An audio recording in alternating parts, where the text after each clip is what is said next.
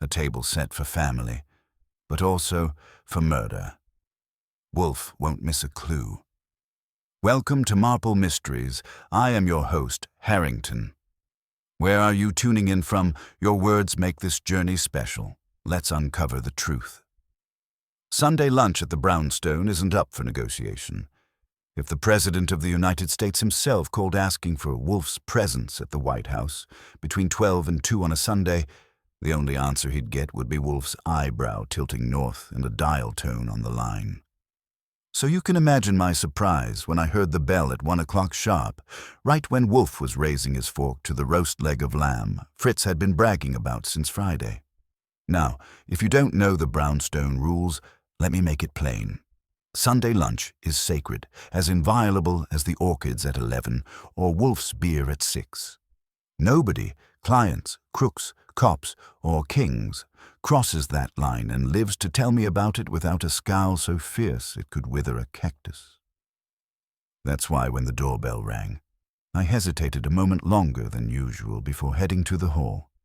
I was curious who had the brass nerve to disturb the temple at the peak of service. I opened the door to a woman who was not only nervous but determined, a combination that usually means trouble. She was about 35, dressed for Park Avenue but with the sort of tension around the mouth that said she hadn't slept or eaten much since Friday.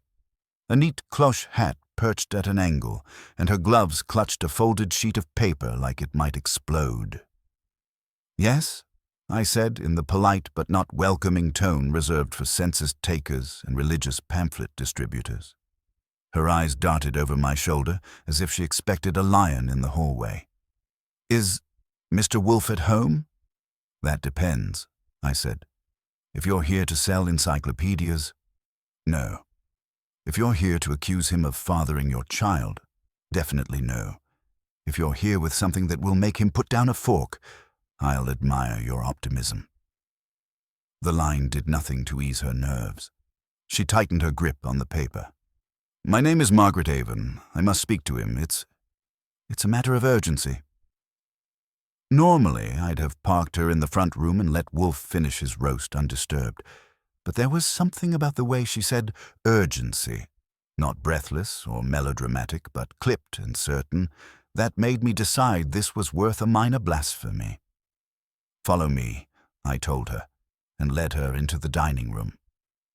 You've never heard silence like the one that hit when she crossed the threshold. Wolfe sat at the head of the table, his shoulders filling the chair like it had been built for him, which in fact it had. He didn't lift his eyes from the lamb. Fritz, hovering at his elbow with a sauce boat, froze mid-pour. Even the clock on the wall seemed to hold its tick for judgment. "Archie." Wolfe's voice was not raised, but it carried the weight of glaciers. "Explain." "This is Mrs. Margaret Avon," I said, playing it light. "She insists it's urgent. Against my better judgment, I decided to let her try to outmatch a roast lamb." For the first time, Wolfe looked at her. He set his fork down, not in haste but with deliberation, as though demonstrating to all assembled that no one had deprived him of choice. "Speak," he said. She swallowed, and I noticed the paper trembling in her hand. "Mr. Wolfe, I've been told you're the only man who can help me. My husband is dead. He died at Sunday lunch. I believe he was poisoned." That got his attention. Not much, but enough. Wolfe leaned back in his chair and folded his hands over his stomach. His eyes, brown and heavy-lidded, fixed on her like she was a new and unusual species of insect. "Poison," he repeated, savoring the syllables. "At Sunday lunch." "Yes," her voice cracked. I thought perhaps the police, but no, I can't." She broke off and thrust the paper toward me. I took it. It was a death certificate. Provisional, signed the previous evening. Cause of death: myocardial infarction. Her husband, Richard Avon, age 42, a Wall Street broker whose name I recognized from the financial pages. "Doctors say heart," she whispered. "But I know better. He was strong, healthy. He never..." He never would have collapsed like that, not unless someone helped him. Someone? Wolfe's tone was silk wrapped around steel. Yes, his family, his business partners, someone at the table. He died with the glass of wine in his hand. And she faltered, then blurted, "I need you to prove it wasn't me." That hit the room like a cracked plate on tile. I'll give Wolfe credit. He didn't flinch, just drew in a breath slow enough to last until Fritz's sauce congealed. "Madam," he said at last, "you intrude. You disrupt my table, my meal, and my peace. You assert an improbable premise, and you request that I undertake to exonerate you. Why?" She lifted her chin, and for the first time I saw the steel under the nerves. "Because everyone else already believes I killed him, and unless you help me, Mr. Wolfe, I will hang." Silence again. Wolfe studied her, his lips compressing. Then he glanced at me. "Archie," he said, "remove this woman to the office. Secure her narrative in full, then return here and permit me to finish my lunch." And with that, he lifted his fork and resumed eating, as if Sunday roasts and accusations of homicide were equally digestible. I ushered Mrs. Avon down the hall, trying not to grin. Because when Wolfe reacts like that, not refusing outright, not dismissing, but shifting the nuisance to me, it means one thing only. Against his better judgment, the case had already sunk its hooks in him. Mrs. Avon perched on the red leather chair across from Wolfe's desk like she was afraid the seat might combust under her.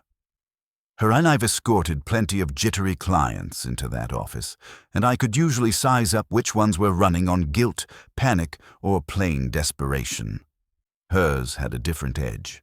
She was holding herself together with raw nerve, as if sheer determination would keep her from splintering.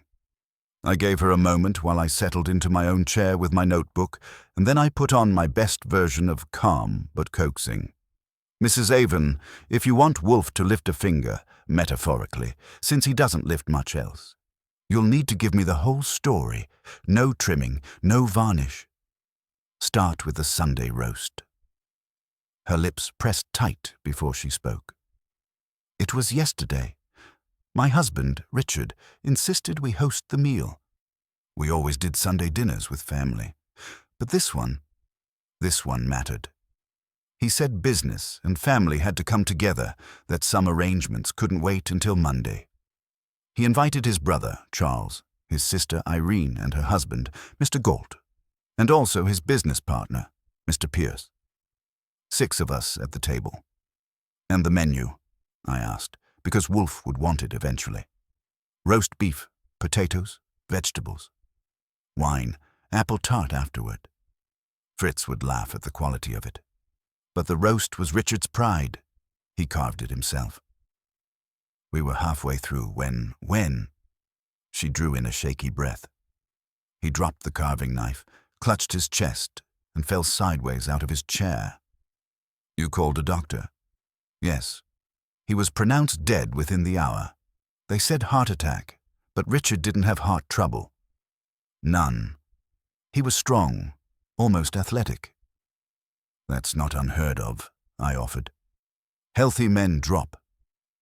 "It happens." She leaned forward.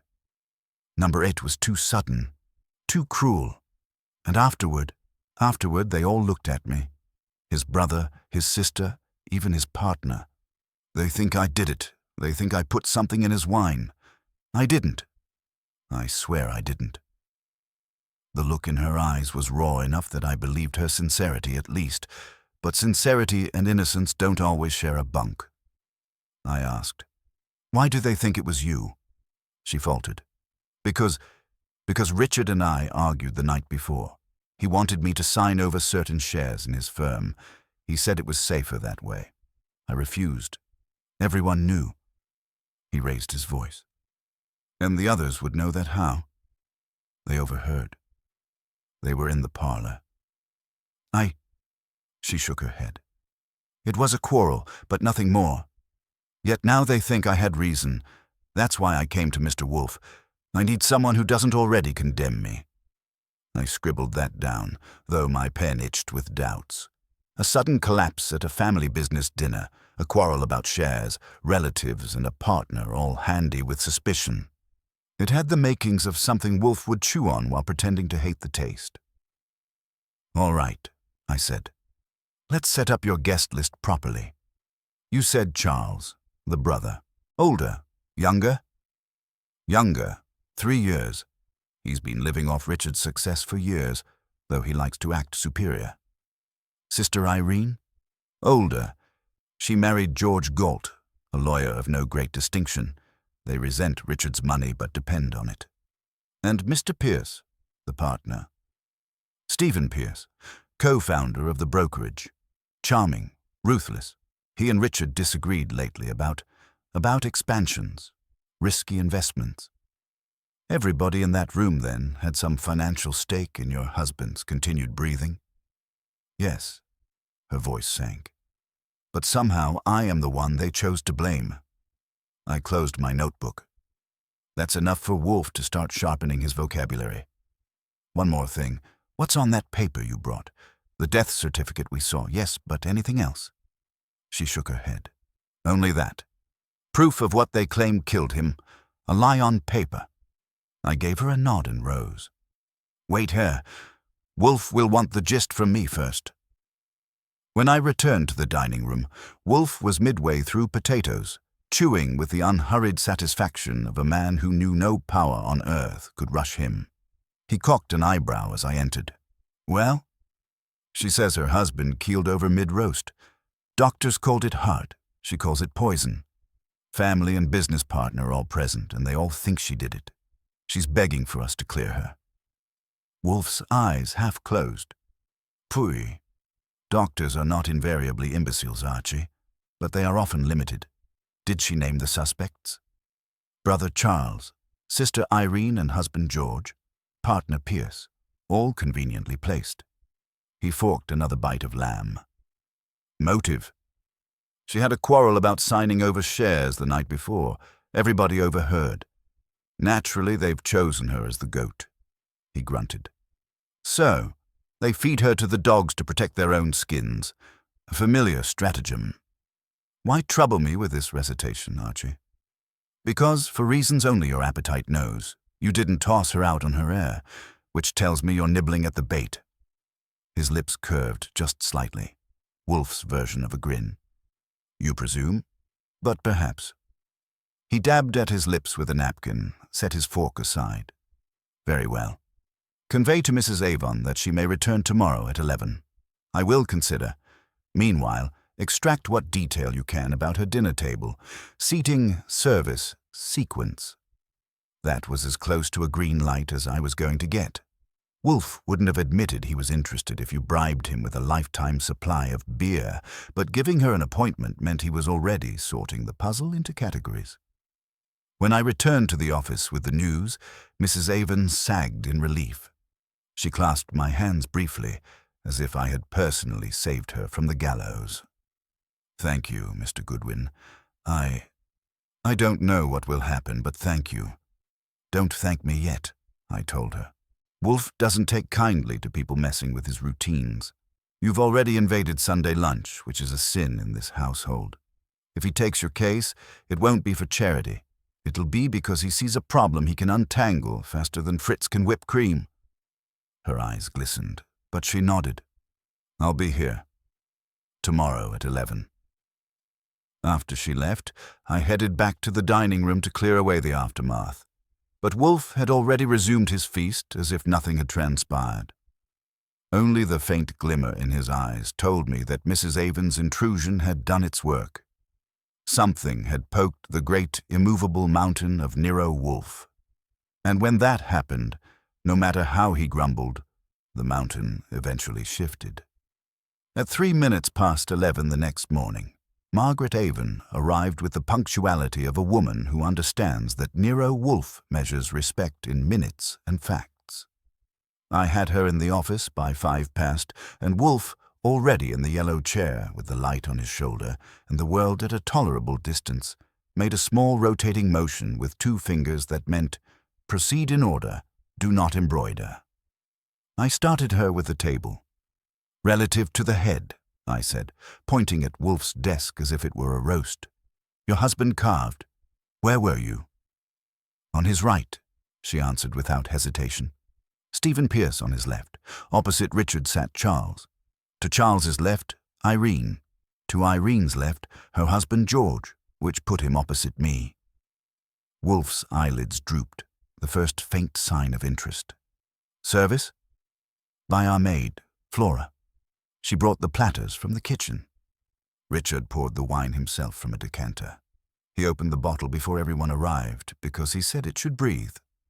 Her throat tightened. He liked to play host. Sequence, Wolfe murmured. Soup first. Consommé.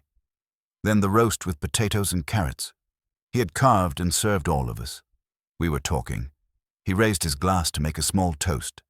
Something about new beginnings. And he smiled at me. She blinked and kept going. Then he coughed. He tightened. He collapsed. I made notes like a dutiful court reporter. Any incident with the wine, spills, exchanges, fresh pours. He filled each glass once at the beginning. No one asked for more before it happened. Guest's conduct, Wolfe said. We will have the banalities later. For now, demeanor, tension, quarrels that could not be deferred to Monday. Charles arrived late as if on purpose, she said. Irene asked what business could possibly require roast beef as a witness. George tried to make a joke and failed. Stephen was polite but distant. He and Richard had argued at the office on Friday. I don't know what about. Your quarrel with your husband, Wolfe said. Spare me embroidery there too. She did, in a compressed, economical way that told me she had rehearsed it for herself all night. Richard wanted certain shares moved to a trust controlled by him and Pierce. She refused because it felt like relinquishment in pretty paper. He accused her of naivety. She accused him of impatience. Doors shut. Sleep shallow. Sunday dawned with a smile taped on. Fine, Wolfe said. Now the hardware. Wine and vessels. A Burgundy, she said. A 1937 he had saved. He decanted it. The decanter is heavy glass with a wide base. He kept it near him. Wolfe glanced at me. Archie. On it, I said. To her. The decanter. Is it still at your house? Unwashed? I told Flora to leave the table as it was. The police let me tidy afterward, but I didn't touch the glassware. I thought, if I was wrong and it wasn't a heart attack. You were right, Wolfe said, as coolly as if he had agreed about the weather. Even if poison is nonsense, you do not obliterate evidence on a hunch. Names and numbers for each guest, addresses, your maid's full name and age, your cook, if separate, anyone else in the house from noon to 2. She had come prepared. She produced a neat list from her handbag. I passed it to Wolfe. He set it on the desk as if it were a seed catalogue. I asked, Tell me, did anyone handle the decanter after the first pour? Her mouth compressed. Charles made a show of offering to pour for Irene, but Richard said, No, let me, and did it himself. And when your husband toasted new beginnings, whose eyes did he meet first? I knew how that sounded, but sometimes the people a man salutes tells you which alliances he thinks he's cementing. Stephen's, she said. Then mine. Then he glanced at Charles as if testing him. Irene looked away. George stared at his plate.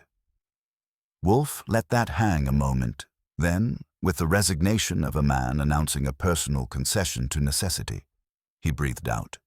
You assert, madam, that the medical opinion is wrong, and that a poison, introduced before or during the meal, killed your husband quickly and without sign beyond cardiac disruption. You also assert that all parties except you had access in principle, but that you alone are suspected due to a recent and public quarrel. You ask me to impose my mind upon this sordid mulch. He closed his eyes and opened them again. Very well. I will consider this matter with diligence for 72 hours. You will not speak to the police or to any of your guests beyond arrangements of civility. You will answer Archie's calls promptly. If at any time I judge you have misled me, I shall terminate the arrangement instantly. Are we understood?" We were. She left with that look in her eyes again, the one that said the rope was still around her neck, but she could feel a hand on it that was not tightening. I rang the bell. Fritz came. Wolfe instructed him to delay lunch 15 minutes, an extravagance, and then turned to me. "Begin with the maid," he said. "Flora.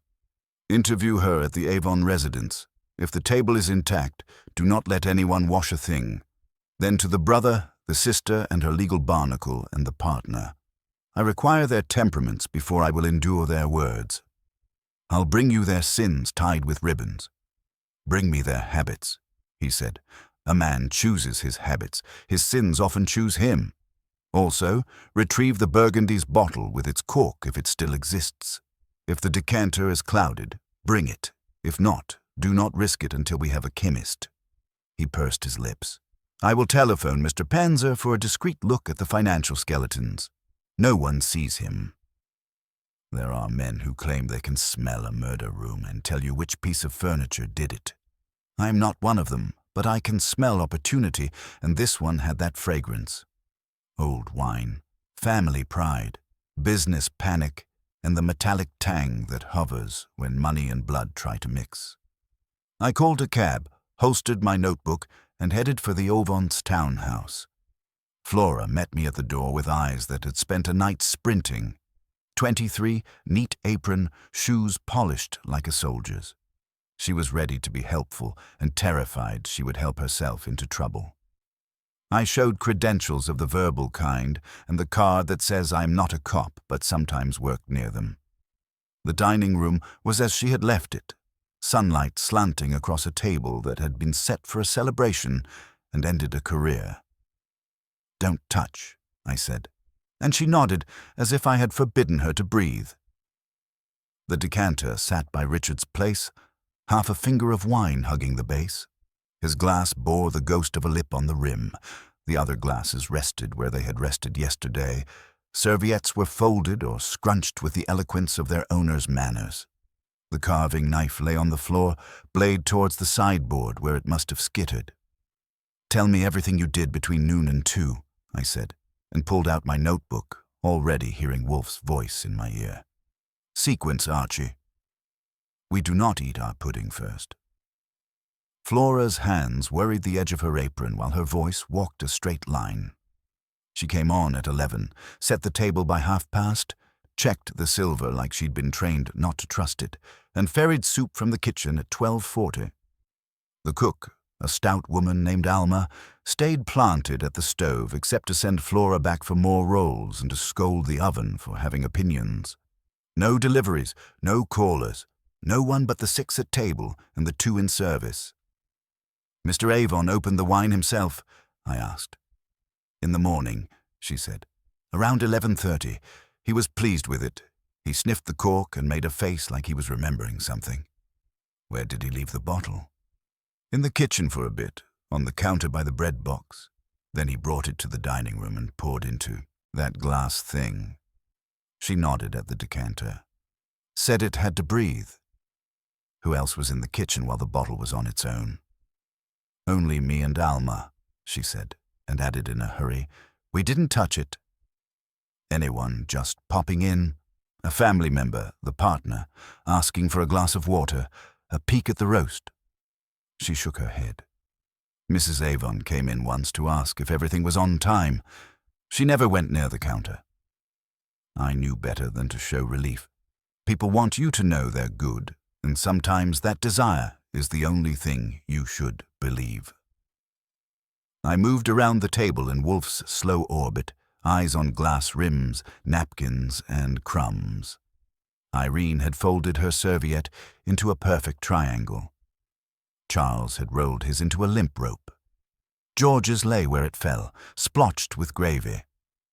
Stephen Pierce's was crisp but stained with the faintest red trace near the corner. Wine or roast juices. I couldn't tell without a lab and a microscope, neither of which I keep in my pocket. After the collapse, I said to Flora, what did the guests do? Mr. Pierce told me to call the doctor. Mr. Charles swore and hit the table with his fist. Mrs. Irene started crying. Mr. Galt tried to help. He loosened Mr. Avon's collar and moved the chair. Mrs. Avon knelt beside him and called his name. She asked for water. I brought it. Anyone handle the decanter? Any refills, even in the confusion? No, she said. Everyone kept away from it like it was hot. I crouched to look at the carving knife on the floor and left it there. Wolfe's instruction about chemists echoed. The burgundy bottle wasn't on the sideboard. I asked Flora where it had gone. She brought it from a pantry shelf where it had been tucked like a naughty child, half full, cork pressed back in by a hand that hadn't cared about elegance. I wrapped it in my handkerchief and set it near the door. The cork had a small nick on one side, fresh enough to show bright where the rest had browned, which might mean nothing and might mean Wolfe would grunt. Between soup and roast, I said. Did anyone leave the table? Mr. Pierce went to the washroom, upstairs. Only a minute. Before or after the wine was poured? After, she said. He had his glass when he stood. Anyone remark on the taste of anything? Bitter. Odd? She searched memory and shook her head. Mr. Charles said the roast was under, and Mr. Avon said that only men with ruined tongues like it ruined. That matched the napkin rope. I took Flora through the rest twice to make sure the repetitions sounded the same. They did. When I was satisfied, I had her sign a statement I wrote in simple nouns and verbs, left the decanter where it stood, and pocketed the bottle like contraband. I told her to let no one reset the room and to refuse any policeman who came back for a tidy until we had our own eyes on whatever he wanted. She agreed with the fervor of someone who wanted a rule to hide behind. The brother lived 4 blocks east in an apartment with a doorman and a mirror in the lobby that told him every morning he was taller than he remembered. Charles Avon opened the door in a dressing gown that had seen better clubs and looked me over like a bill he intended to contest. You're Goodwin, he said. Margaret's private boy. I'm the one making a list, so Mr. Wolfe doesn't have to meet you twice, I said, and he decided to tolerate me from a seated position. He had the family jaw, set for argument, and the kind of tidy hair that takes more time than it wants you to believe. If grief had come to visit, it was in another room. We keep this simple, I told him. Sequence of events, your movements, and your opinion of everyone else's. My movements, he snorted. I arrived on time. Your sister says you were late. I refuse to be cross-examined by a stenographer. Late means different things in different houses. In this one, it means when you walked in, I said. Spare yourself the adjectives. Anyone step out during the meal. Pierce to the lavatory, he said. Galt to the brandy after the fact, which I considered gauche, with my brother cooling on the carpet. Your brother's health? Excellent, he said too fast. He exercised like a man who doesn't trust his heart. He blinked at his own sentence and scowled. Quarrels, I prompted. My sister quarrels with anyone who reminds her she married down. Margaret quarrels when she's asked to relinquish control. Pierce quarrels with the law of averages. Galt quarrels with verbs. He's a lawyer. Satisfied? Not yet. The shares Richard wanted moved. What did you expect to gain? He looked at me as if offended that I had learned to speak. Gain? I expected my brother to practice prudence. On whose behalf? On the firm's, he said, and realized he had answered a question he preferred unasked. We're done. Not close, I said and stood. Mr. Wolfe will likely invite you to his office. On time means when the clock says it does. I left him fuming and took a cab to a building with brass letters that said Pierce and Avon, the way a couple shares a mailbox before the divorce. Stephen Pierce's receptionist looked like she could do double-entry accounting while reciting case law. She gave me a smile that didn't quite arrive and said Mr. Pierce was in conference. I gave her a card and took a seat that allowed me to view both doors and the hall. Wolfe says a man's office smells like his habits. Pierce's smelled like oiled wood and money that had behaved itself so long it had grown smug. He came out 15 minutes later, trim, dark, with a tie that had decided not to be ostentatious and failed. He shook my hand with a grip designed by a committee to imply firmness without threat. "Mrs. Avon is impulsive," he said before I had asked a thing. "If she has hired Mr. Wolfe to dramatize a tragedy, I trust he will not find me an obliging audience." "You left the table for the washroom," I said. "Why?" "Because the human body is not a clock," he said lightly. "Do I require an alibi for a minute?" "You require patience," I said. "What were you and Richard arguing about Friday?" "Expansion," he said. He believed the market would reward boldness. I believed our clients preferred caution. And the trust he proposed to his wife. "Prudence again," he said, and for the first time the smile frayed. "I have no desire to discuss the domestic arrangements of a dead man with his wife's detective."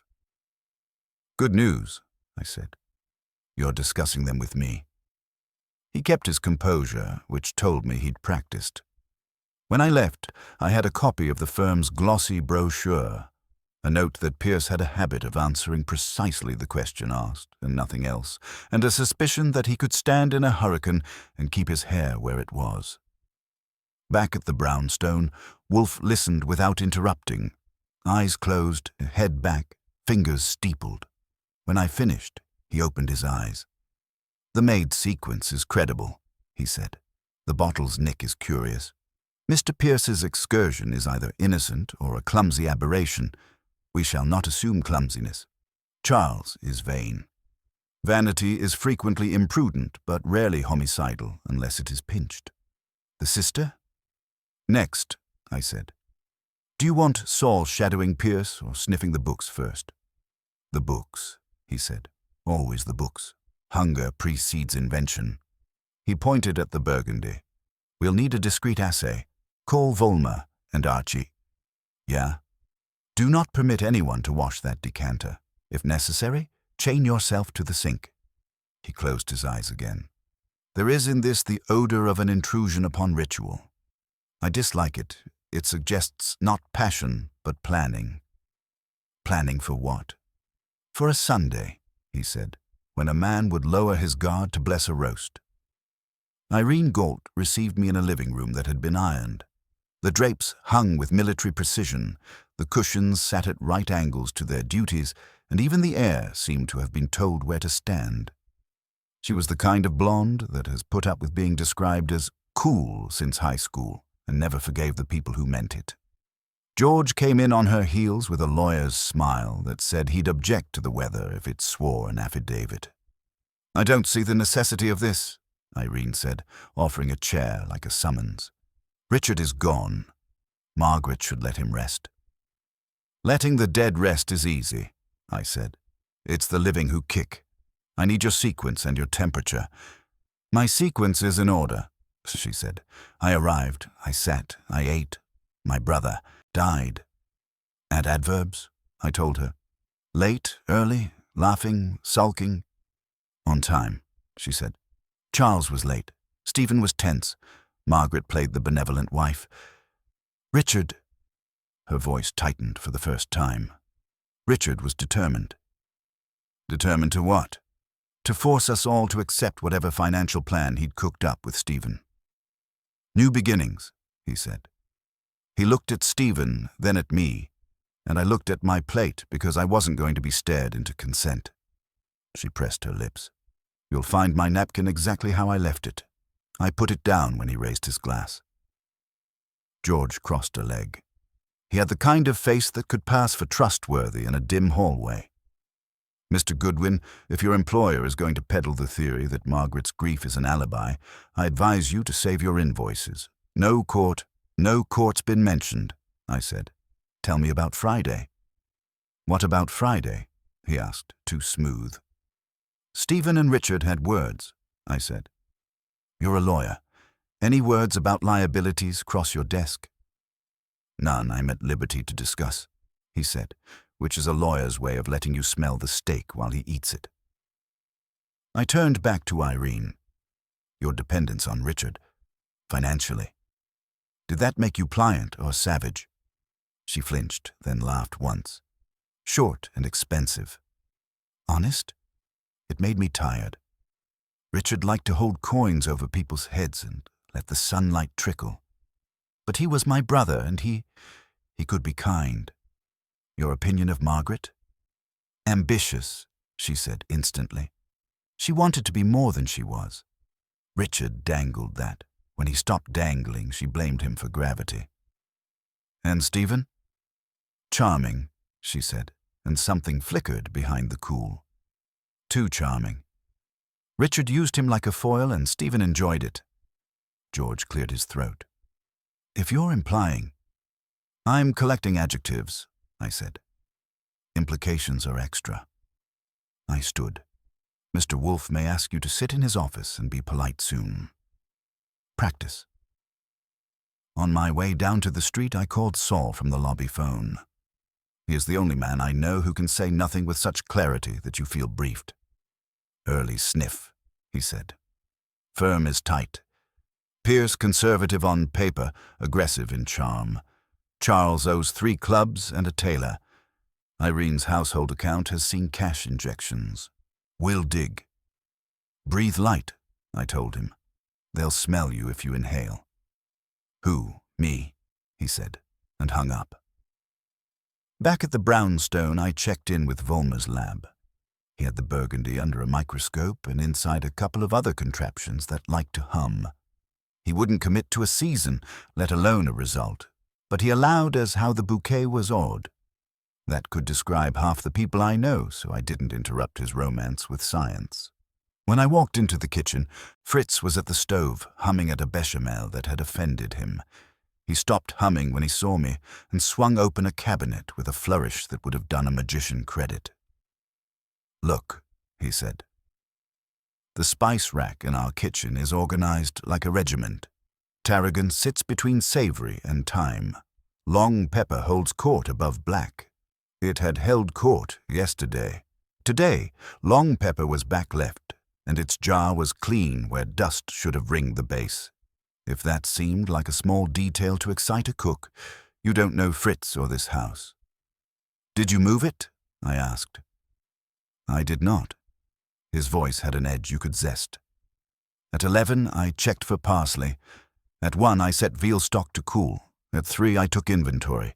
No one is in my pantry but me. He stared. Except somebody, I said, and crouched to eyeball the shelf. The dust smear said a jar had been lifted, then set down, not precisely where it had lived for years. On the counter nearby, under the mortar and pestle, a square of white winked. Yes, I slid it free. It was a folded piece of paper the size of a matchbook, clean, cheap, no watermark. Inside, in tidy block letters, B-R-E-A-T-H-E.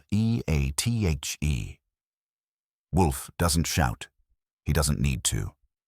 When I told him, he came to the kitchen in person, which is our equivalent of an air raid siren. He stood 2 feet from the rack and looked at it with an expression I'd seen him reserve for the times misusing a semicolon. He took the note between thumb and forefinger, read it, and did not change color.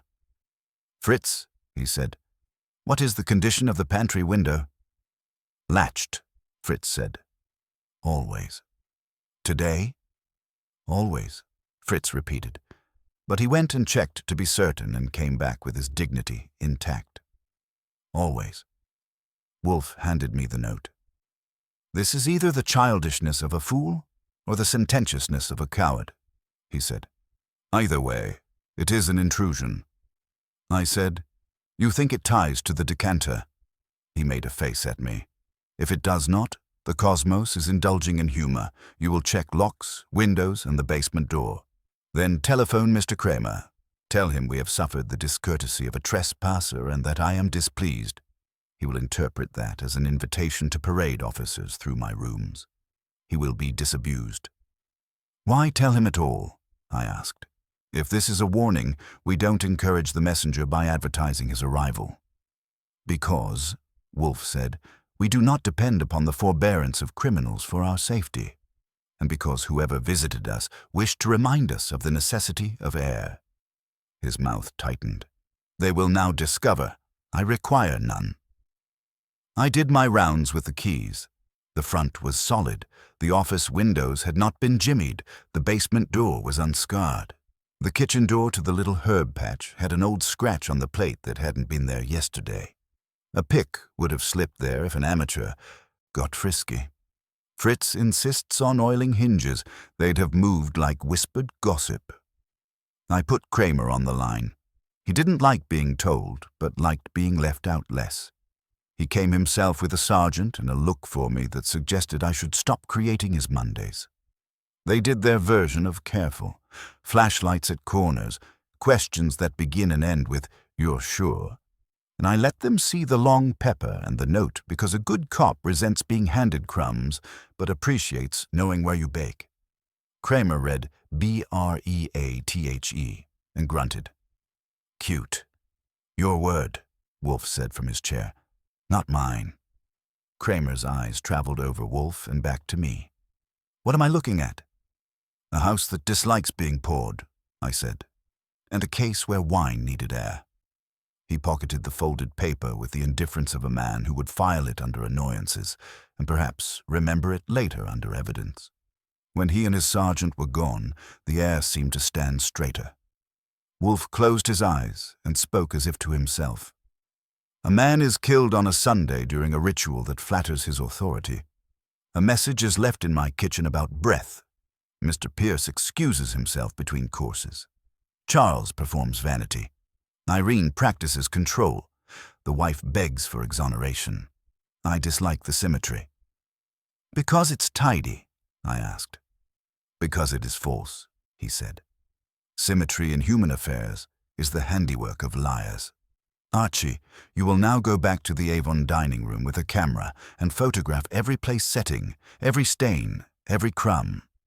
If anyone has tidied since your departure, you will note it loudly. Then you will find George Galt and ask him whether he loosened the collar before or after his sister cried. The answer will either be trivial or decisive." "Why Galt?" "Because lawyers tidy," he said without opening his eyes. "And because men who move chairs move other things." I went back to the Avons with a camera and the kind of patience you pack when you expect someone to have done something stupid and are trying not to seem eager about it. Flora let me in with the relieved look of a person who has been guarding a crime scene with nothing but her apron for armor. The dining room was as I'd left it, mostly. Sunlight had shifted. Dust hadn't. The carving knife still lay like an accusation. The decanter still held its last breath of burgundy. The places were as they had been. Almost. I started with Irene's triangle because she'd promised me geometry. It was still a triangle, but not the identical one. The crease lines told you a fresh fold had been attempted by someone who liked the idea of perfect, but didn't understand that perfection leaves fingerprints. Charles's rope of a napkin had acquired a tighter twist at the end, as if someone had tried to imitate sloppiness from memory. Pierce's napkin stain at the corner had spread a shade, the way it will if a damp fingertip worries it. George's remained a blot with no ambition. "Who's been in here?" I asked. Flora bit her lip. "Only me, to dust the mantel. I didn't touch the table. Mrs. Avon says it mustn't be touched." "Anyone else come in the house?" "Mr. Galt," she said after a second that had guilt in it on someone's behalf. "He came for a briefcase. He said he'd left. I told him I would fetch it. He said it was by the hall table and fetched it himself. He didn't come in here." She glanced at the dining room as if the walls might contradict her. "I took my photos. Wide shots first, then details. Each plate, each glass rim, the decanter's meniscus, the knife on the floor. I got down where a good suit shouldn't and shot along the table edge to catch angles. When I was satisfied I had enough to let Wolfe look without moving, I took a strip of tape from my pocket and ran a thin line from Irene's napkin corner to the tablecloth. If anyone decided to practice folding again, they'd have to argue with adhesive. Tell Mrs. Avon, Mr. Wolfe may call her in later, I told Flora. And if Mr. Galt needs his briefcase again, you tell him you've misplaced your legs. I found George in his office downtown, where the walls had diplomas and the bookcases had law books that had been purchased by the yard. He gave me the lawyer's handshake again and gestured at a chair like the judge had overruled me, but allowed me to stay out of pity. 2 minutes, he said. I'm between clients. Timing is everything, I said. When your brother-in-law fell, did you loosen his collar before or after Irene cried? He blinked. He wasn't expecting the choreography. Before, he said. Instinct. Then Irene, well, anyone would cry. Flora has you after, I said. She says Irene cried, you fetched water, then you came back to the collar. She might be wrong. She's young, but she had the order ready without rehearsal. He adjusted a cuff that didn't need adjusting. In shock, sequences blur. They do, I agreed. They blur toward the truth unless there's a reason to sharpen them. Did you move the chair? I slid it back so he'd have air, he said, and colored a shade because the word had come out too easily.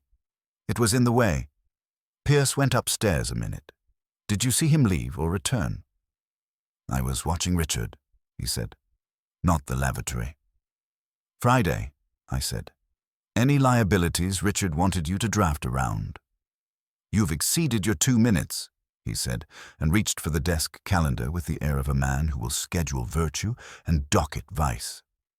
Tell Mr. Wolfe I'll happily attend his salon when he summons us all to be insulted.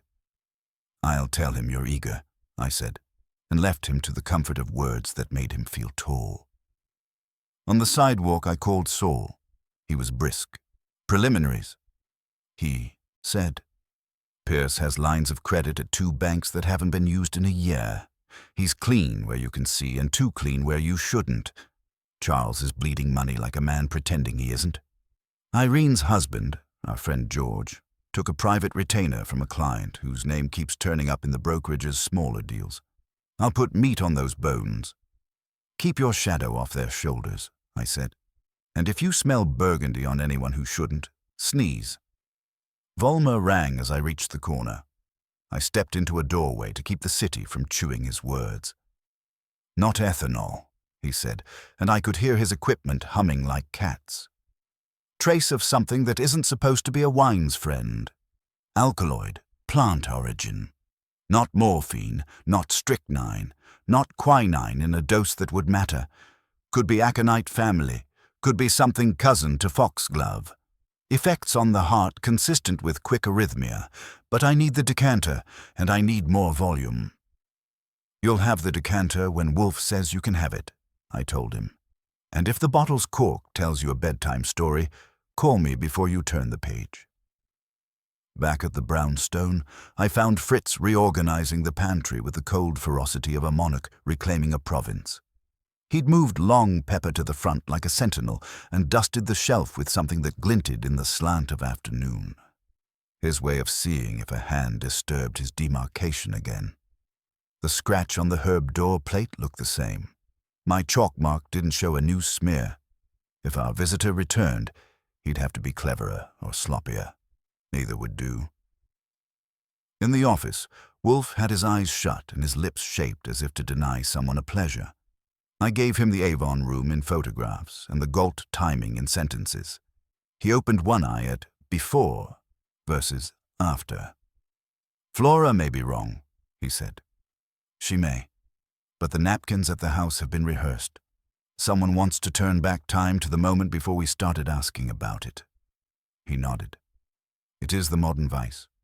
To edit rather than amend. He picked up the first photo and held it where the lamplight could fondle it. This crease. Irene's hand is precise. Another hand imitating precision is not. Mr. Galt's reflex for air may be sincere, or it may be an alibi doctored to harmonize with an anonymous admonition in my kitchen. Mr. Pierce's excursion is the only overt opportunity, therefore it is probably not the method. Charles is disarranged and wishes to appear so. Mrs. Avon is too composed to be innocent by nature. She might be innocent by necessity. Volmer says plant alkaloid, aconite or its cousins, fast on the heart. Wolfe's nostrils widened in distaste. Filth from gardens. People trust plants because priests bless them. Fui. If it is aconite, bitterness is difficult to mask in wine without art. If it is digitalis, the dose matters and the time of effect can be perversely coy. Breathe suggests either decanting as precondition or oxidization as method. We will not assume poetry in a scoundrel's scribble. We will assume the obvious. The poisoner relied on a ritual, decanting, toasting, hostly pride, to ensure the victim drank first of the only glass that mattered. And if he poured all glasses from the same source, then the source was not the same in all instances, he said. A glass dusted, a rim anointed, a decanter prepared, and the first swallow sufficient. He set the photo down and rang for beer, which arrived as if the yeast had anticipated him. He sipped. The trespass in our kitchen tightens the coil. Someone wishes to disturb my habits because I have disturbed his. Good. We will oblige him. How?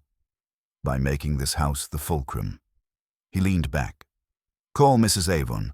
Inform her that tonight at 8:30 I will receive all parties in my office.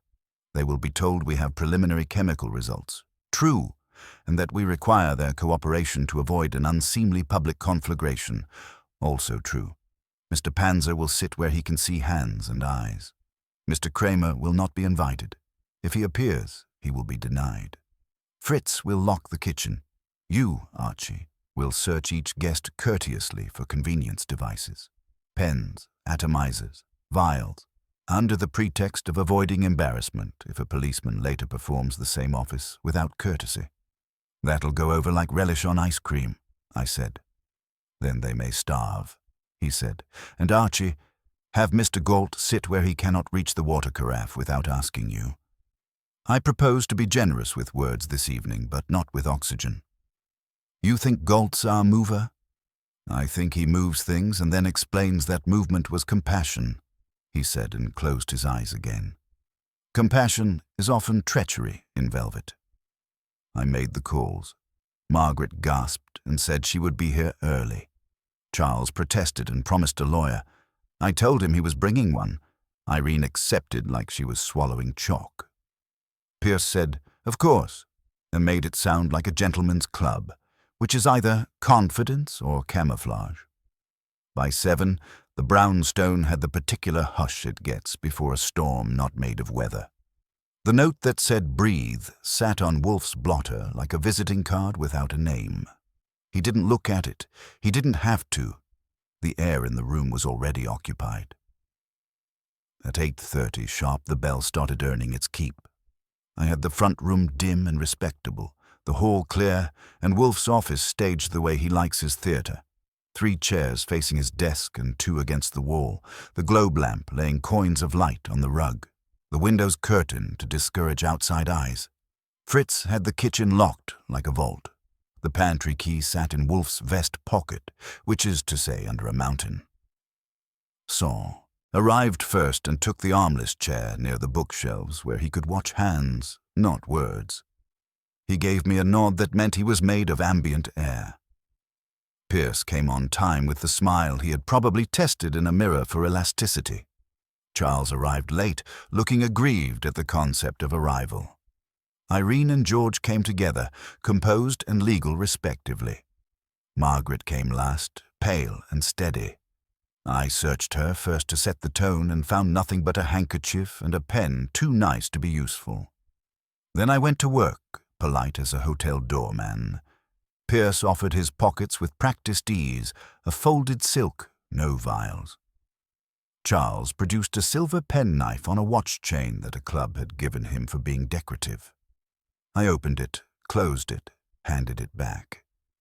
Irene carried a clutch with a lipstick and the kind of comb that would never be used. I peeped and nodded. George had a fountain pen that fought me and an atomizer the size of a thumbnail.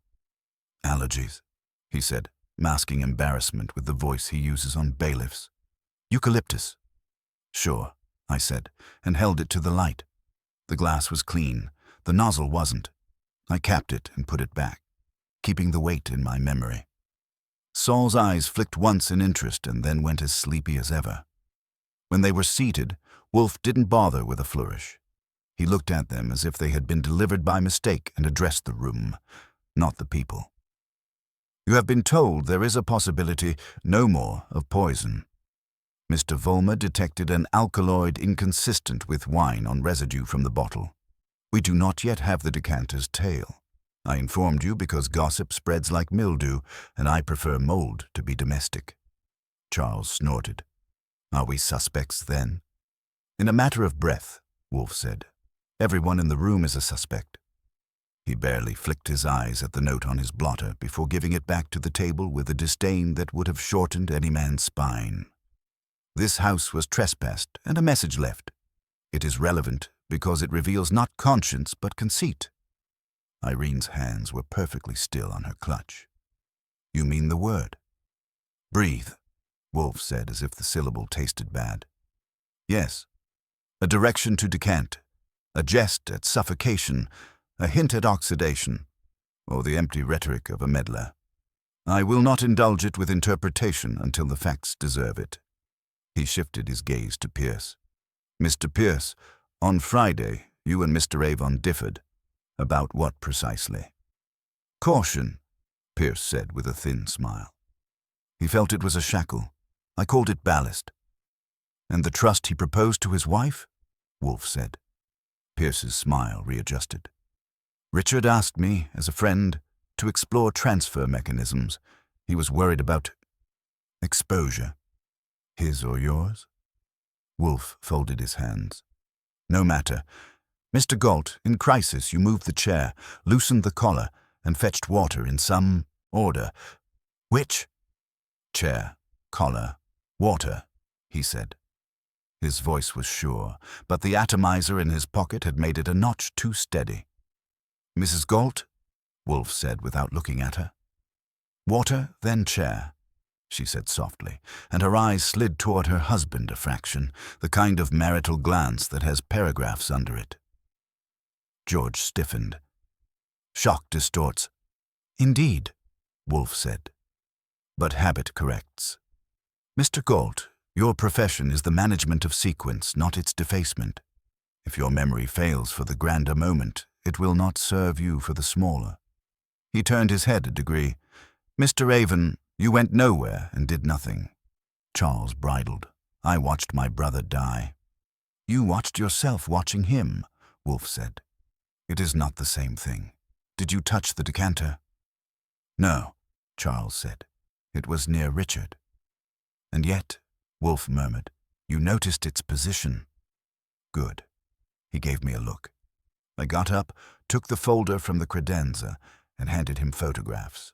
He fanned them as if they were playing cards and slid two across the desk for the row of faces to see. The shot of Irene's precise triangle, then the second shot with the second triangle's telltale new crease. I had Archie photograph your table, he said. Someone reheated details. That is not grief, that is composition. Mrs. Galt, that is your hand imitated. Whose? Irene's cool didn't crack. It acquired frost. Not mine. Mr. Galt, Wolfe said. George's mouth quirked into a smile he hadn't meant. I straightened a napkin, he said. It seemed indecent. Indecency would have been washing the decanter, Wolfe said. Tidying is more dangerous. It indicates a mind anxious for arrangement. In law, you can profit from that. In crime, it betrays you.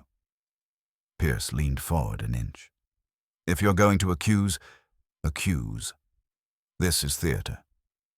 Everything human is theater, Wolfe said. Sit back. We proceed. He shifted attention the way a cat flicks its tail. Miss Flora reports you, Mr. Pierce, went upstairs for the lavatory after the wine was poured, before the collapse. You were gone a minute. Irrelevant, perhaps. But I dislike irrelevances. They breed. Why then? Why not before the pour? Because I didn't need to, Pierce said lightly. I'm not a clock. Men are clocks, Wolfe said. Their habits are the hens. You adjusted yours for a reason. Margaret spoke for the first time, her voice steady. Richard was happy. He was hosting. He poured for everyone. He wouldn't have let anyone else touch the wine, not at the beginning. She looked at the photograph of the napkin and swallowed. I told Flora to leave the room as it was after. If Mr. Galt changed something... Mr. Galt changed something, Wolfe said. He says it was a napkin. He also changed a chair. Men who change many small things often change one large thing and don't name it. He let the silence run for a few heartbeats and then reached for the water carafe. I had positioned it where George could not reach without standing. Wolfe looked at it as if it had volunteered to be stupid. I had the impulse, he said conversationally, to have you all drink a toast to my patience and watch who declined. But that would have been melodrama, and I am not a matinee. I took the carafe anyway, poured a glass, and set it near the edge where Galt's fingers could almost touch it. He didn't reach. Pierce's eyes flickered toward it once, a habit of attending to vessels, perhaps. Charles watched himself watch us doing it. Irene regarded her gloves as if the seams told fortunes. Margaret sat without a twitch. Wolfe studied them like specimens. We will keep to fundamentals. Either the poison was in the common source, the decanter, or it adorned a particular glass. If the former, one man was made to drink more of it first by custom, the host. If the latter, the man who handled the vessels had the opportunity and the nerve. Your domestic staff report the decanter was opened in the kitchen and left unattended briefly. If our villain is stupid, the kitchen will tell us. If he is intelligent, the kitchen will mislead us. Charles finally cracked. You think Margaret did it? He said, triumphant. She was in the kitchen. Wolfe sighed. I think nothing. I arrange. Archie? Flora had Mrs. Avon in the kitchen once to check timing. She didn't go near the counter. The bottle sat by the bread box. Alma, the cook, saw it. She didn't touch it. Pierce never entered. Galt didn't either. Charles didn't because he was late. Irene didn't because she doesn't step in kitchens unless a magazine photographer is present. Wolfe nodded. So we are asked to choose between boldness and delicacy. The poisoner either doctored the decanter earlier, possible, but risky, or anointed a rim or a first pour. The note in my kitchen is insult and clue both. Breath is not merely air, it is time. Someone expected time to complete his act. He picked up the little white square and flicked it back onto the blotter. You all came because of your reputations, your money, your fear, or your vanity. I will keep you here for 30 minutes more. During that time, you will each write for me, in your own hand, the word breathe on a piece of paper I provide. You will do so in block letters. You will not confer. Mr. Goodwin will furnish the paper and observe. If any of you declines, I will infer that you prefer the company of policemen to my own. George laughed once. Handwriting in block letters, it's useless. Useless to you, Wolfe said. Useful to me. A hand betrays itself even when it masquerades as print. Archie. I passed out the slips and a pencil to each. They wrote. Pierce was fast and neat. Irene took her time and made it small. Charles pressed too hard and left dents. George produced tidy squares with a tendency to crowd to the right. Margaret printed it once and then, unasked, again, slightly larger. Both crisp, her way of showing she had nothing to hide or nothing to fear. I gathered the slips and handed them to Wolfe. He glanced at them, held two side by side long enough to make my eyebrows consider an upward career, and then set them down without comment. Enough for tonight, he said. You may go. Mr. Avon, pay your tailor. Mr. Pierce, tell your receptionist not to lie by reflex when she says you are in conference. Mrs. Galt, refrain from mending realities. Mr. Galt, keep your atomizer. Use it only on yourself. Mrs. Avon, sleep if you can. They began to rise. Wolfe added, gently and with finality, One more thing. Any further trespass on my premises will persuade me to share what I think with Inspector Kramer at volume. It will not be a soothing conversation." He closed his eyes. The show was over. In the hall, as coats were shrugged on and goodnights tried at their faces, Saul whispered, "Two of those hands have made signs for printers at one time or another, Pierce and Galt. Pierce's left margin is careful. Galt crowds." "Good," I said. "I like them crowded." When the door had closed on the last conspirator, I went back in. Wolfe had the slips arranged like a mosaic. The note that had been left in our kitchen sat above them like a heading. He didn't look at me. "Tomorrow," he said, "we will stop being fair." Wolfe sat with the 5 slips fanned like a hand of poker, and the kitchen note above them like the dealer's up card. He didn't move for a full minute. Then he pushed back from the desk a half-inch, which for him is a leap over a ravine, and said, "We cease indulgence. Call Mr. Cohen." Lon Cohen at the Gazette doesn't need a chorus. I said the right nouns, and he supplied the verbs. By 9:30 the next morning, a little item would bloom on page 2 suggesting that a private laboratory had detected plant alkaloids in the Avon Burgundy, and that the celebrated private sleuth Nero Wolfe would be handing over crucial glassware to the police at noon. Lon wanted more. I gave him less. He promised atmosphere. When I hung up, Wolfe said, "Good. Let the timid fret. Let the rash hurry." Saul drifted in like he had been waiting on the sidewalk for the building to breathe. Wolfe gave him the gist and a line. "Watch the Avon house from 10 to 2, back door and alley, and be ready to be bored." To me, he said, "You will sit on the dining room. If anyone approaches the table, you will intervene with courtesy, which for you can be a cudgel. Do not touch the decanter unless your arm is threatened with removal." "Blessed are the meek," I said, and took a cab to Midtown. Flora had her apron tied like a barricade. I told her about the paper and the noon and the rules, and she nodded a dozen times, which is a lot for one head. Alma glowered from the kitchen like a mountain with a stove.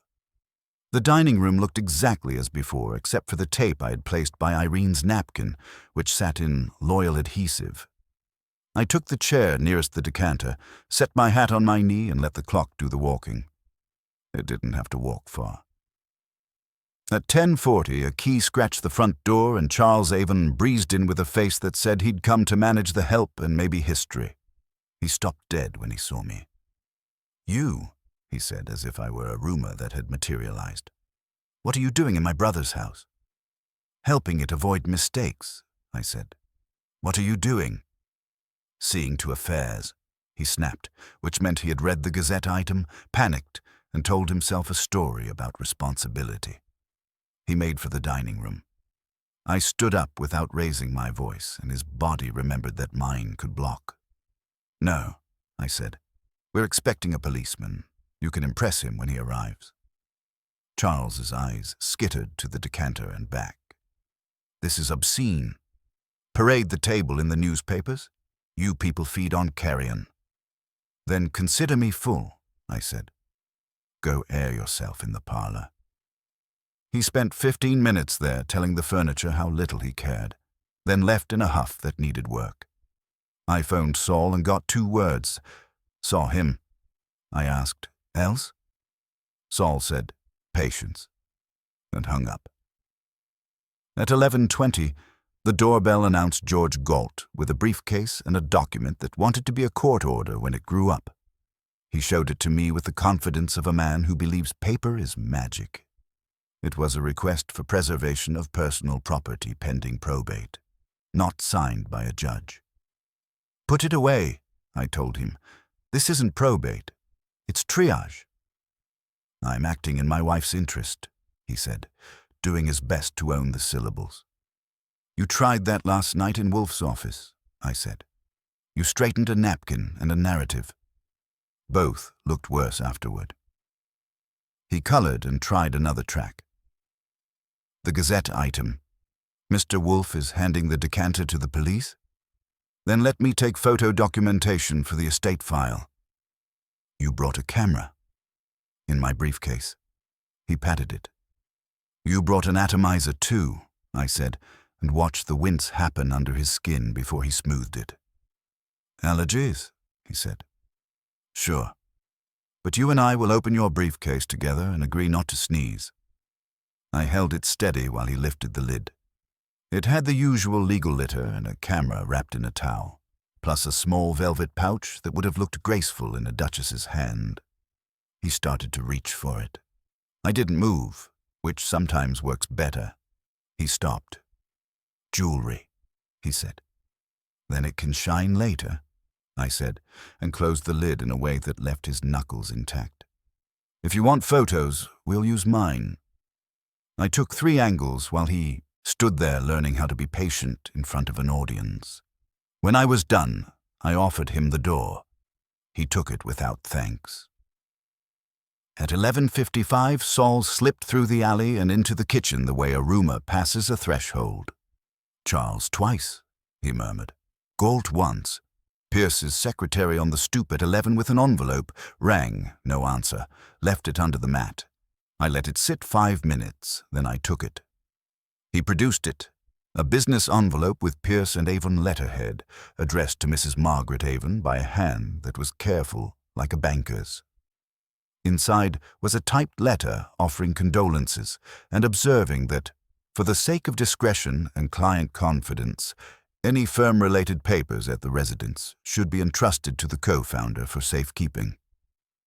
There was also a second sheet, blank, except for a faint, rectangular outline of damp, as if something had rested on it too long, like a bottle. Saul's lids didn't blink.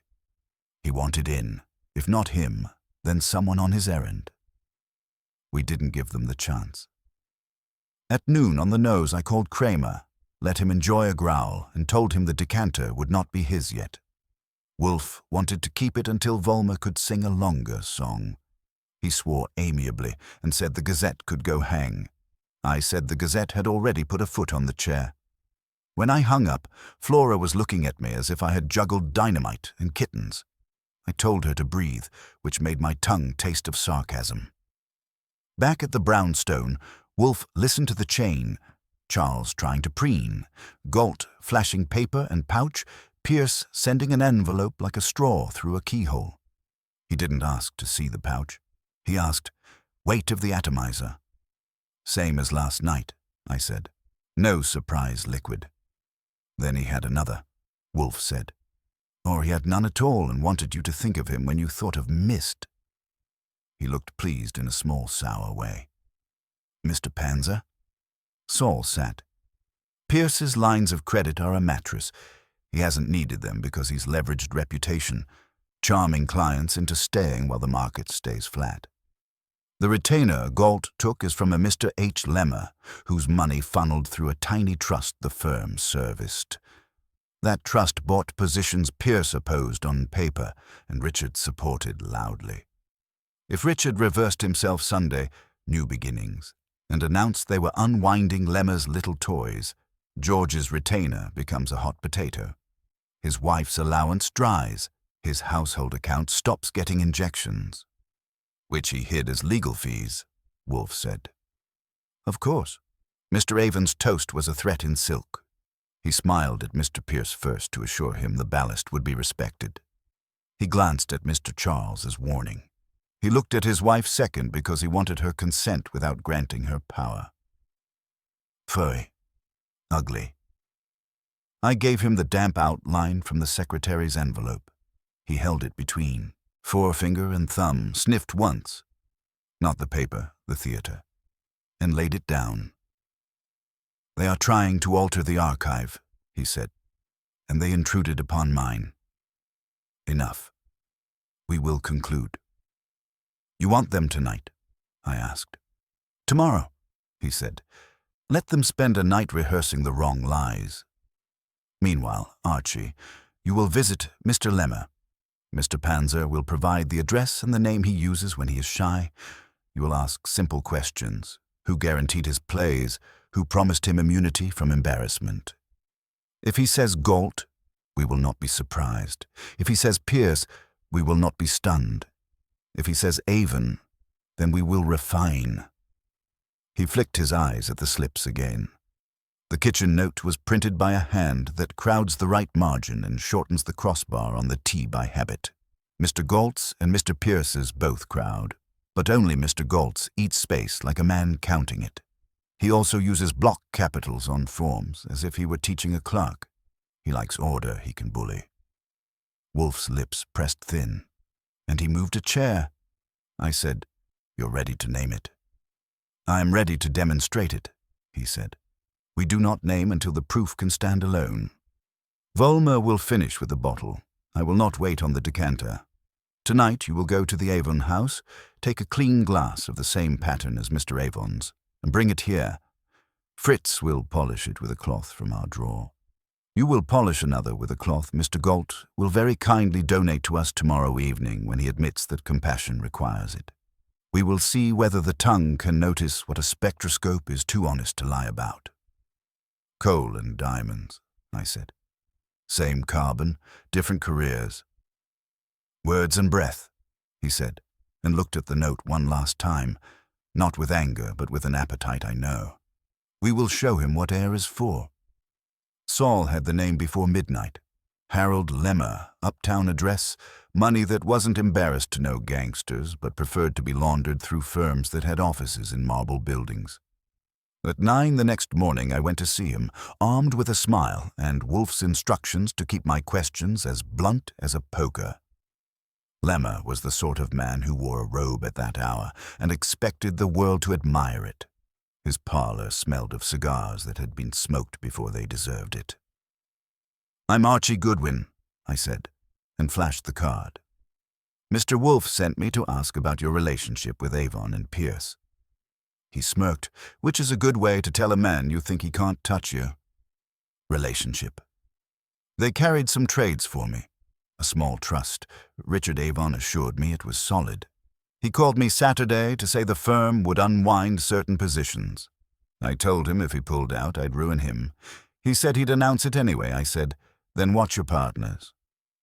"Partners, plural," I said. He shrugged, robe sash, swinging. "Pierce doesn't like risk. He warned me Richard was getting loud.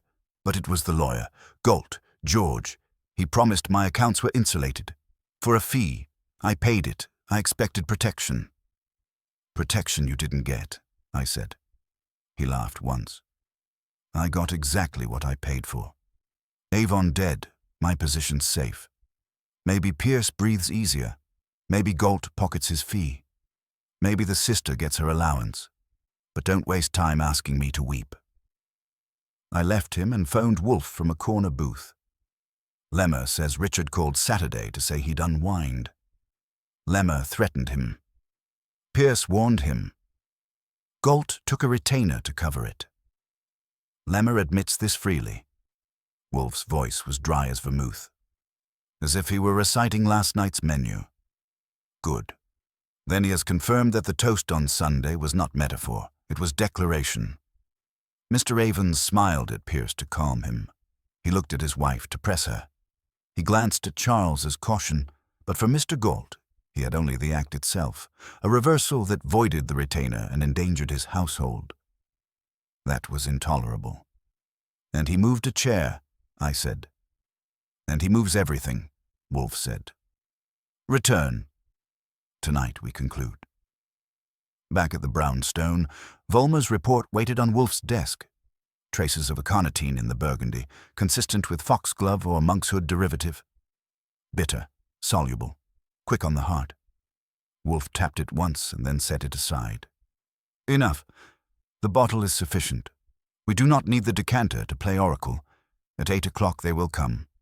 I will make them breathe." Evening came with drizzle that slicked the sidewalks. They arrived one by one, coats damp, faces tighter than the first round. Margaret first, her nerves steady but her eyes hungry for absolution. Pierce next, urbane as ever but with a tie knot that had been strangled too high. Irene with her clutch and her frost, George with his briefcase and his atomizer, Charles dragging indignation like a cape. I searched them again. politely as a knife. George had the atomizer, again half full, but this time he didn't mention allergies. I slipped it into my pocket without comment. He swallowed whatever speech he'd prepared. They sat. Wolfe opened his eyes and let them climb his face. "You are here because Mr. Avon died at Sunday lunch. The doctors wrote heart failure. We now know the heart was hurried to its failure. The poison was an alkaloid, bitter, introduced at table.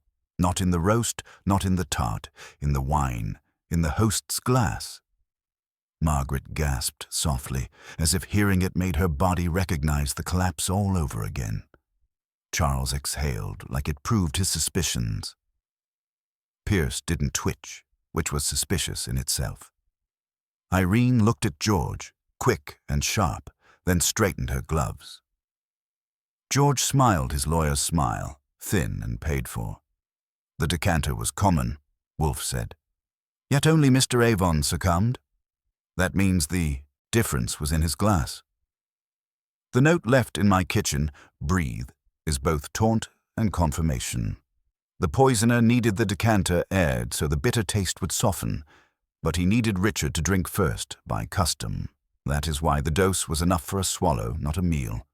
Only one man had both the motive and the habit of tidying evidence afterward." He turned his gaze to George. "You." George sat very still. "You cannot—" "I can," Wolfe said.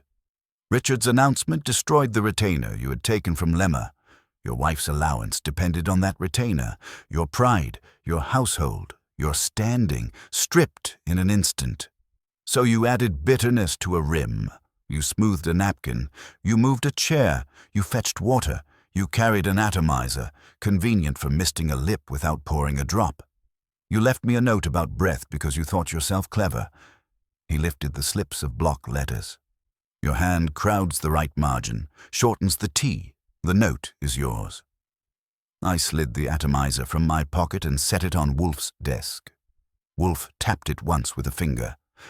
"Volmer found residue, not eucalyptus, monkshood. You seasoned a glass the way a cook seasons a pan. Richard drank, as custom required, and fell. The rest of you had safety in numbers. You believed the diagnosis would right itself, but your impulse to arrange betrayed you. You cannot help moving things until they suit you."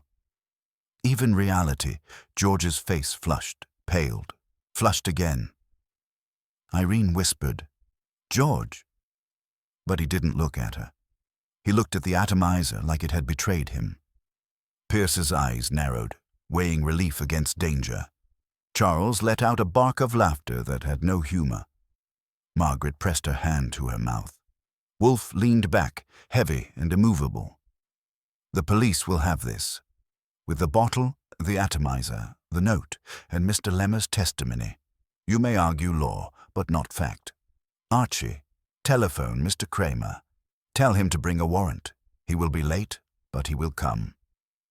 I stood, reached for the phone, and George surged half out of his chair before Saul shifted from the wall and put one hand on his shoulder with the gentleness of a trap. George sat back down. No one spoke. The drizzle outside turned to rain, tapping at the window like applause. Wolfe closed his eyes, folded his hands, and let the silence thicken until it belonged to him. Inspector Kramer came pounding in 40 minutes later, rain dripping from his hat brim like punctuation.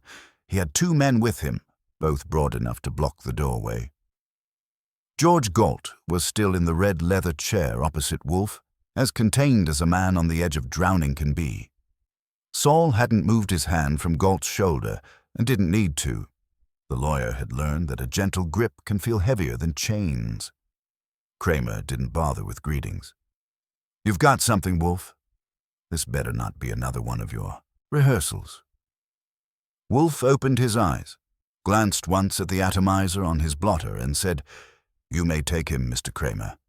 He poisoned Richard Avon with a conatine administered via a mist upon the rim of a wine glass.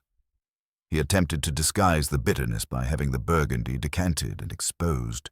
He left a puerile note in my pantry to remind me that breath was necessary. He has confessed with his habits.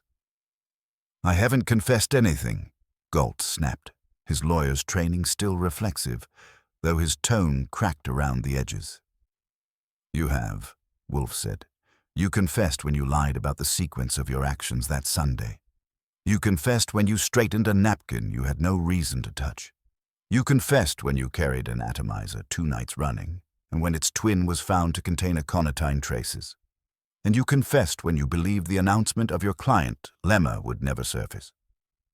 Kramer turned a heavy-lidded look on Galt, then jerked his chin at the men behind him. They stepped forward. Galt started to rise, but Saul's hand tightened with no more pressure than before, and he sank back as the cuffs clicked around his wrists. Irene gasped once, sharp as a cut, and clutched her clutch tighter, but said nothing. Charles grinned, self-satisfied in a way that told me he'd be boring us for weeks about how he knew it all along. Pierce's expression was a careful neutrality, too careful, but he said nothing either. Margaret had tears in her eyes, but not the dramatic kind. They were quiet, worn tears, the kind that come when your body realizes it can finally relax because the thing pressing down has been named and pulled off. She kept her gaze on Wolfe, though, as if she wasn't sure she could trust relief until he pronounced it. Kramer gathered the atomizer, the slips of handwriting, the photographs, and Volmer's report. I'll take these. The DA will scream for more, but they'll do. You'll testify, Wolfe. I always testify, Wolfe said sourly. I detest the necessity, but I bow to it. Spare me the indignity of cross-examination on botany, and I will oblige. Kramer muttered something about orchids and tramped out with his men and Galt between them. The front door shut behind them with the kind of thud that ends a chapter. Silence spread, thick but not oppressive. Pierce rose first, adjusting his cufflinks like he was trying to iron out his composure. Well, he said lightly, Richard's tragedy was compounded by George's folly. I trust the firm will recover. Wolfe opened his eyes halfway and skewered him with a look. It will recover if it deserves to. Beware of ballast, Mr. Pierce. Too much will sink you, too little will spill you. Balance is not charm. Pierce inclined his head and left without another word. Charles, after a moment's hesitation, followed, muttering about being glad to see justice done. Irene lingered a second longer, her face pale. He did it for us, she whispered. For me? No, Wolfe said. He did it for himself. He mistook dependency for devotion. Do not repeat the error. She nodded stiffly and left, heels sharp against the hall floor. That left Margaret. She still sat in her chair, hands clasped in her lap, looking smaller than she had when she first arrived. Mr. Wolfe, she said, I can't. Thank you is not enough. Wolfe waved a hand as if brushing away gnats. Do not thank me. You engaged me to remove suspicion from you. I have done so. That is the contract. Gratitude is an encumbrance. If you wish to honor your husband, live as if his trust was not wasted. She gave a small, trembling nod, rose, and extended her hand to me instead. I shook it and walked her to the door. When it shut behind her, the house exhaled. I came back to find Wolfe sinking deeper into his chair, eyes shut again, fingers steepled. Fritz appeared as if on cue with beer for Wolfe and a glass for me. The kitchen door was unlocked now, no need for a guard. Saul had vanished as quietly as he came, leaving only the certainty that he had been there. I leaned back and let out a low whistle. Neat enough. A man kills with a spritz of mist and thinks nobody will notice. You ever worry, Wolfe, that someday you'll come across one that really is too clever? His eyes opened just enough to give me the look he reserves for foolishness. Number cleverness is not subtlety. True subtlety leaves no trail at all. Men are not subtle. They are vain. They cannot resist tidying, hinting, proclaiming. Mr. Galt thought himself careful, but he betrayed himself in every act. Even his compassion was noise. He lifted the beer and drank deep. I chuckled. Well, I suppose compassion's not your line either. Compassion, Wolfe said, setting the glass down, is tolerable when it nourishes. Intolerable when it corrupts. Mr. Galt mistook it for a license to steal, to kill, to rearrange lives as if they were napkins. Pfui. A man must know his appetites and obey them with restraint, or he is not a man, but a glutton. I nodded, watching the lamplight pool across the room, the photographs of the Avon table stacked now in a folder, the little white note that said, "Breathe," lying forgotten in the wastebasket. And gluttons, I said, never last. Wolfe closed his eyes, satisfied. Dinner at 7, Archie. Veal with tarragon. See that no one intrudes. On a Sunday roast, I said. Never again. That was that. The brownstone was quiet once more. The air cleared. The balance restored. Until the next fool thought he could trespass, deceive, and outwit Nero Wolfe. Dinner would be served, orchids would bloom, and somewhere, someone would learn that breath is never free.